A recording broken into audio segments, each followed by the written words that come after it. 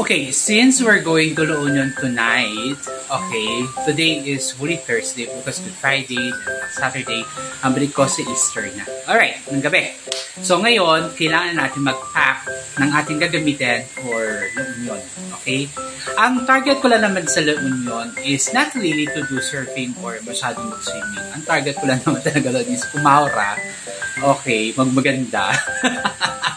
And then also, mag-take ng photos, ng videos, and yun lang naman. At saka mag-party of course, kasi masaya naman ang party dun sa La Union paggabi. Alright? So, ngayon, pakita ko sa inyo kung ano yung mga bibit-biting ko for my La Union trip.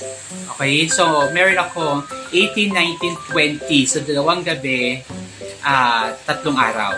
Okay? Ang punta ko sa La Union. And then, ang mga bibit-biting ko is ito. Pakita ko sa inyo. Ito yung mga gagamitin kong outfitan sa La Union. Alright. So, bakit ganun karami? Actually, this is total 8 outfit. Alright. So, 3 days, 2 nights. Grabe naman. 8 outfits talaga. No. So, I'll explain why. Alright.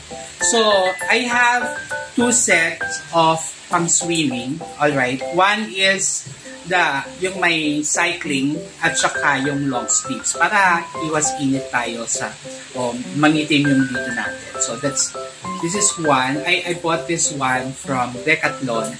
Yung top, yung bottom is Speedo. Alright, so it's a Speedo. Yeah. And then next natin is I have the second swimming outfit. Another Decathlon outfit. So, meron akong dry fit t-shirt at saka short from Decathlon. And then, I have, so that's a swimming outfit, alright? So, ito naman yung daytime outfit ko for the 3 days. So, first outfit is Decathlon short and then with Zara t-shirt na manipis lang to actually, na good for summer. Alright. So, t-shirt lang, tapos yung short. Next natin is t-shirt ulit na beige, na parang camisita de chino from Mango. And then, yung short niya is from Decathlon. And then, also, I have the short from H&M. Alright, na parang tropical outfit na short. Then, nabili ko lang sa online na t-shirt na white na pipitsugin lang naman. So, okay lang naman. That is my daytime outfit. At syempre, iba naman yung outfit natin for night sa party. Alright? So, ang first night outfit ko for the party is etong aking H&M polo. Ayan. H&M polo with H&M short.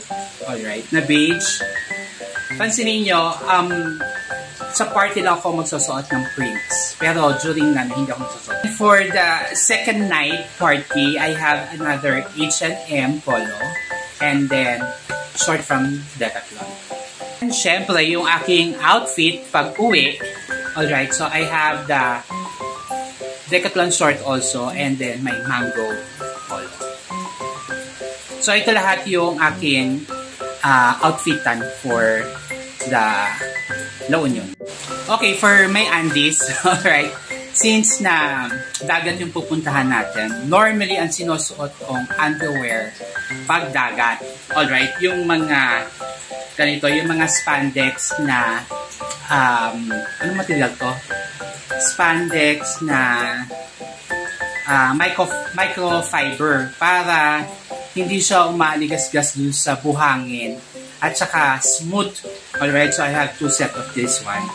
And then, meron din akong, syempre, yung aking swimming trunk. And then, I bring another 3 set of underwear pa, para in case lang. And then, I have 3 set of socks. So, all of this outfit, kasama yung underwear, ilalagay ko yan dito sa plastic bag. O, ang tawag dito, trash bag. Ayan. Para na dito ko siya sinisecure. Dahil yung ginagamit kong bag, actually, this is my bag. Alright, this is from Mango also. Alright, the good thing here is expandable tong bag na to. And nagamit ko lang sa bag. So cool talaga niyan. And then, what I do, lalagay ko lahat ng damit dito sa may plastic. This is a waterproof na rin naman na bag. It just so happen, added layer lang para hindi madumihan din yung akin. Alright, kung mapapansin ninyo, pag nag-set ako ng mga damit, magkasama na yung short at saka yung top. Para isang hugot na lang ako. At saka alam ko na kung ano yung matchy-matchy. So, ilagay na natin ito dito.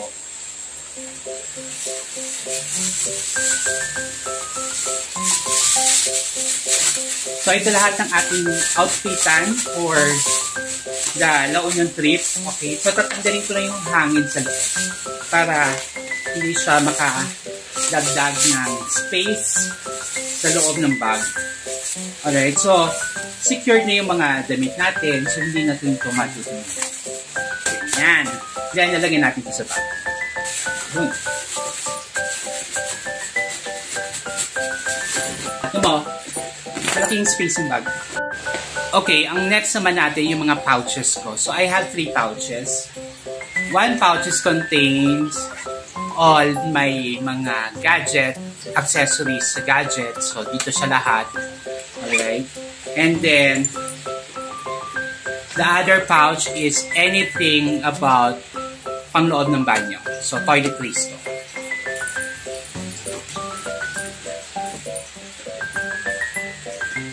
And then, the third pouch is skincare. Siyempre, hindi pwede mawala ang skincare natin. So, lahat ng skincare ko.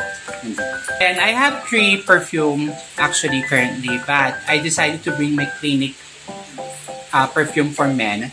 Alright, meron akong Tommy Hilfiger, meron akong Lacoste, meron akong Neto. Pero, since na ang pupuntahan natin is dagat, ito yung parang bagay na scent sa kanya. And I like the scent of this perfume. And then, syempre, yung ating water protector para sa ating cellphone. I have also 2 eyewear na dadalhin. So, one is the mango eyewear na parang brown. And then, I have the H&M na itong dark na black. Dark na nga black pati pa. Etos. And syempre, mas ginagamit ko itong case na to kasi feeling ko mas matibay siya dito. Of course, syempre, hindi pwede mawala yung ating fan kasi mainit. At saka, yung handy na selfie stick. Pero meron ako another selfie stick. And also, I bring extra plastic, syempre, para sa mga basa natin. Syempre, yung outfit ko na pang-alis, iba pa yun. Ang ating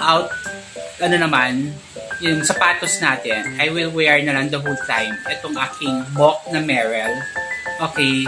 This mock Merrell is pwede siyang pantubig, pwede siyang pang buhangin, ganyan. Okay, so maganda tong paggamitin pang outdoor. So, ito yung aking mga bibit-bitin papunta ng La Union. Yun lang.